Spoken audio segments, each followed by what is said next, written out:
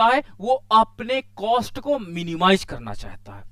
तो आज हम देखेंगे कि जब आपकी सिचुएशंस लगभग सेम बन रही है, ठीक है, लेकिन एक जगह पर आप मैक्सिमाइज करते हो और एक जगह पे मिनिमाइज करते हो। कल एक स्टूडेंट का क्वेश्चन भी था कि सर एक उपभोक्ता एक उत्पादक भी हो सकता है, ठीक है, तो कहां पर वो क्या रोल अदा करेगा? तो जब वो उपभोक्ता के रूप में रहेगा तो अपनी यूटिलिटी को मैक्सिमाइज करेगा, लेकिन जब एक उत्पादक के रूप में काम करेगा तो उत्पादक अपनी कॉस्ट को मिनिमाइज करेगा। और आज हम डायग्राम से माइक्रो इकोनॉमिक्स का एक बेसिक पॉइंट को फिर से टेस्ट कर लेते हैं, सीख लेते हैं कि आखिर ये इतना टेक्निकल वर्ड कैसे कहा जाता है। तो मान लीजिए मैंने यहां पर एक कंज्यूमर बिहेवियर की बात किया है, कंज्यूमर इक्विलिब्रियम की बात किया है। यहां इस वाले डायग्राम में मैं कंज्यूमर इक्विलिब्रियम की बात करूंगा।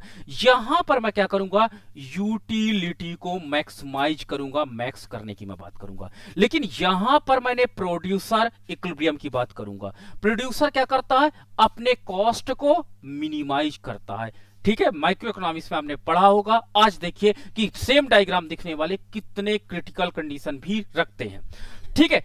अब मान लीजिए कंज्यूमर पे हम देखते हैं कि कंज्यूमर के पास एक बाधा दी रहती है, एक सीमा दी रहती है कि आपको इतने रुपए में ही अपनी यूटिलिटी को मैक्सिमम करना है। यानी आपके पास एक बजट लाइन होती है, बीएल बजट लाइन है, और इस बजट लाइन पर ही आपकी यूटिलिटी को मैक्सिमाइज करना है। तो यानी एक चीज तो फिक्स हो गई कि आपकी बजट लाइन इसमें फिक्स होगी, किसमें? यूटिलिटी मैक्सिमम करने में, ठीक है। अब आपके पास कंज्यूमर का जो इंडिफरेंस कर्व है, पहला इंडिफरेंस कर्व है IC1। तो IC1 के क्या ए पॉइंट पे इक्विलिब्रियम पे रहेगा या बी पॉइंट पर इक्विलिब्रियम पे रहेगा? तो आपका आंसर होगा ना तो ए पॉइंट पे इक्विलिब्रियम पे रहेगा ना तो बी पॉइंट पे रहेगा, क्योंकि कंज्यूमर इक्विलिब्रियम की कंडीशन कहती है कि तटस्थ वक्र का ढाल बजट रेखा के ढाल के बराबर होना चाहिए। और दूसरी कंडीशन है बजट रेखा को तटस्थ वक्र द्वारा काटना नहीं चाहिए, स्पर्श करना चाहिए। तो दोनों कंडीशन यहां पे लागू नहीं हो रही, अतः ना तो ए संतुलन है ना तो बी। अब एक उपभोक्ता क्या करता है? क्या सी और डी इक्विलिब्रियम कंडीशन को दिखाते हैं? नो, ये भी उपभोक्ता के संतुलन की स्थिति को पास नहीं कर पा रहा है, उसकी जो कंडीशन है उसको पास नहीं कर पा रहा है, अतः सी और डी भी इक्विलिब्रियम कंडीशन पे नहीं रहेंगे। लेकिन आपका डी जो आपका ई पॉइंट है, जो यहां पर ई है, जो IC2 3 पर आए, वो संतुलन की कंडीशन को फुलफिल कर रहा है ई, क्योंकि ये बजट रेखा को स्पर्श कर रहा है तथा बजट रेखा की ढाल और IC3 की ढाल अधिकतम है। तो यानी दिए गए बजट पर एक उपभोक्ता अपनी यूटिलिटी को मैक्सिमाइज IC3 वाले तटस्थ वक्र के साथ कर रहा है, ठीक है। लेकिन आपके पास अगर तटस्थ वक्र IC4 है, IC4 नो डाउट अभी मैंने देखा कि एक उपभोक्ता अपनी सबसे ऊंचे वाले तटस्थ वक्र पर जाने का प्रयास करता है, तो IC4 पर हर उपभोक्ता जाने का प्रयास करेगा। लेकिन ये जो बजट रेखा है, ये बजट रेखा आपको अनुमति नहीं प्रदान करती है, ठीक है। अगर ये बजट सीमा ना दी होती तो यूटिलिटी फंक्शन दिया होता, तो जैसे मैंने अभी सॉल्व किया क्वेश्चन, वैसे आपका बॉर्डर हैसेन टेस्ट लगाते, H1 H2 H3 निकाल करके हम प्रूफ कर देते, और मेरा चौथे समीकरण जो IC4 है, इसका कोई इक्विलिब्रियम पॉइंट मुझे मिल जाता और क्रिटिकल पॉइंट भी मिल जाते। लेकिन मुझे एक लिमिटेशंस के साथ काम करना है कि बजट लाइन को स्पर्श करने वाले तटस्थ वक्र को आपको सर्च करना है। तो आपको IC3 जो है ये इस बजट पर देखिए यही है जहां पर आपकी यूटिलिटी को मैक्सिमाइज कर रही है।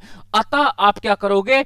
X को X1 कमोडिटी परचेज कर रहे हो और Y की Y1 कमोडिटी को परचेज कर रहे हो, तो यहां पर आपकी बजट दी हुई है और उस बजट के दिए होने पर आप ऊंचे तटस्थ वक्र पर जाते हो और उस कॉम्बिनेशन को चुनते हो जहां पर आपकी यूटिलिटी मैक्सिमम है। तो ये कंज्यूमर बिहेवियर हो गया। लेकिन प्रोड्यूसर के साथ आप देख सकते हो कि प्रोड्यूसर के साथ एक दिया होता है टारगेट, आपको 100 पेन उत्पादन करना है। योर टारगेट इज गिवन कि आपको आईएसओ प्रोडक्ट कर 100, आपको 100 उत्पादन करके दिखाना है। आपको वहां पे प्रोडक्शन का टारगेट दिया रहता है और उस प्रोडक्शन को टारगेट को पाने के लिए एक उत्पादक आता है, कहता है कि मैं 2 लाख रुपए लूंगा, मैं इस उत्पादन को दे दूंगा। लेकिन ये जो आपके पास फैक्टर कॉस्ट लाइन है, जो साधन लागत रेखा है, यहां पर भी कंडीशन फुलफिल नहीं कर रही है ए और बी पॉइंट पर। यहां पर भी आईपीसी की ढाल और फैक्टर कॉस्ट लाइन की ढाल दोनों एक दूसरे के बराबर नहीं है, अतः यहां पर भी अभी मिनिमम कंडीशन नहीं है। ठीक है, इसी प्रकार हम लोग देखते हैं आपके पास फैक्टर कॉस्ट लाइन दूसरी है, फैक्टर कॉस्ट लाइन दूसरी होने के पास सी एंड डी है, लेकिन यहां पर भी कंडीशन पूरी नहीं है। फिर वो क्या करता है, जो आपके पास तीसरी फैक्टर कॉस्ट लाइन बन के आती है F3 एंड C3, यहां पर देखिए कि जो आपके पास ये उत्पादन दिया गया है आईपीसी 100 उत्पादन करना है, आपको न्यूनतम लागत यानी कोई ऐसा उत्पादक जो 50,000 में करने को तैयार है, यानी ये ऊपर वाली जो फैक्टर कॉस्ट लाइन थी वो 2 लाख वाली थी, ये आपकी 1.5 लाख वाली है। लेकिन एक उत्पादक है वो कह रहा है कि मैं इतना अचीवमेंट मात्र 50,000 रुपए में कर दूंगा और मुझे इतने में मैं अपने कॉस्ट को मिनिमाइज कर लूंगा, आपको वही क्वालिटी दे दूंगा। तो यहां पर देखिए कि यहां पर फैक्टर कॉस्ट लाइन की ढाल आपके आईपीसी आइसो प्रोडक्ट कर्व के ढाल के बराबर है, सेम डायग्राम लग रहे हैं, लेकिन यहां पे कॉस्ट को मिनिमाइज करने की हम लोग बात कर रहे हैं। प्रोड्यूसर अपनी कॉस्ट को मिनिमम करता है। तो जब मैं प्रोड्यूसर वाला चैप्टर पढ़ाऊंगा तो आपको समझ में आ जाना चाहिए कि सर इस पॉइंट को ढूंढ रहे हैं, ई पॉइंट को ढूंढ रहे हैं, जहां पर आइसो प्रोडक्ट कर्व दिया हुआ है, यानी प्रोडक्शन की यूनिट आपको डिफाइन है, लेकिन आपको उसको मिनिमम कॉस्ट में अचीव करना है।